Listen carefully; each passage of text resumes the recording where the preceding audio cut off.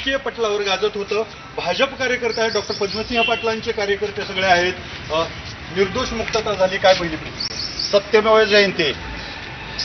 सत्य हे परेशान होऊ शकतं, परंतु पराजित अजिबात होऊ शकत नाही. आज गेले 20 वर्ष एका कुटुंबाला वेठीस धरण्याचं काम. आणि याच सगळ्या संदर्भामध्ये बोलण्यासाठी पद्मसिंह पाटील यांची सून अर्चना पाटील या सध्या आपल्यासोबत आहेत. अर्चनाताई नमस्कार. खरं तर तुमच्यासाठी अतिशय महत्त्वाचा असा हा दिवस होता आणि अखेर निकाल लागलेला आहे. आत्ताच्या आपल्या काय भावना आहेत, एकूणातच कुटुंबाच्या देखील काय भावना आहेत?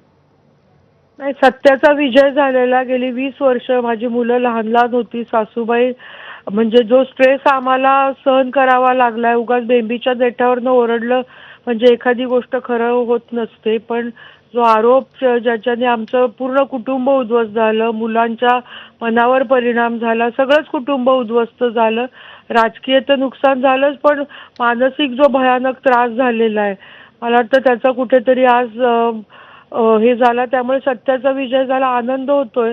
पण हा निकाल फक्त नाही, जे गेलेली वर्ष आमची भरून निघणार नाहीयेत. जो मानसिक त्रास सासऱ्यांना झालाय, सगळ्या कुटुंबाला झालाय, माझ्या लहान मुलांना झालेला आहे. पण आज निश्चित एक कुठेतरी समाधान आहे. रडू येतं ॲक्च्युली, म्हणजे काय भावना आहेत ते सांगताच येत नाही. पण हे होणार होतं आम्हाला माहिती होतं, कारण केलेलंच नव्हतं तर काय त्याच्यातनं निष्पन्न होणारच नव्हतं. पण अर्थात आनंद आहे आणि समाधान आहे. अगदी जसं तुम्ही म्हणताय की हा दिवस खरं तर आनंदाचा दिवस आहे. अर्चनाताई, गेले 20 वर्ष लोटलेली आहेत. या 20 वर्षामध्ये अनेक कठीण प्रसंग तुमच्या आयुष्यात, तुमच्या कुटुंबियांच्या आयुष्यात या घटनेमुळे आलेले असतील. या सगळ्या घटनांचा आपण कसा सामना केलात? किती कठीण काळ आपण पाहिलात? नाही, कठीण म्हणजे मी म्हणाले तसं मानसिक त्रास जास्त झाला. माझी मुलं लहान होते. 9वीतल्या मुलाला पप्पांना जेलला भेटायला जायचं, म्हणजे आम्ही आणि सतत टीव्हीवर जे यायचं.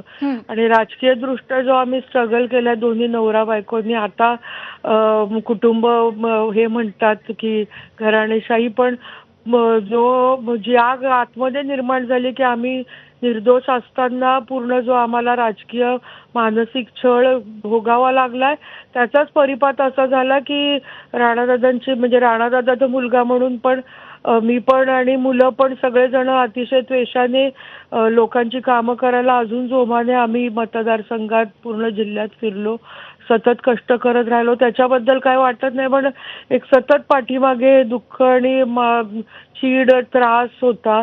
आणि प्रत्येक इलेक्शनला, प्रत्येक जिल्हा परिषदचं इलेक्शन असो, ग्रामपंचायतीचं, तोच मुद्दा काढून जे विरोधक बोलायचे आणि तोच मुद्दा, म्हणजे अक्षरशः मी तर पहिल्या इलेक्शन नंतर हातात मंगळसूत्र घेऊन गावोगावी फिरत होते. म्हणजे शपथ मंगळसूत्राच्या घेत होते की आम्ही कोणाचा खून केलेला नाही किंवा 5 रुपये त्या कारखान्याचे खाल्ले नाही. म्हणजे हा जो ते आता सगळं मागे झालंय, पण आजच्या निकालाच्या याने पुन्हा एकदा सगळं आठवतंय.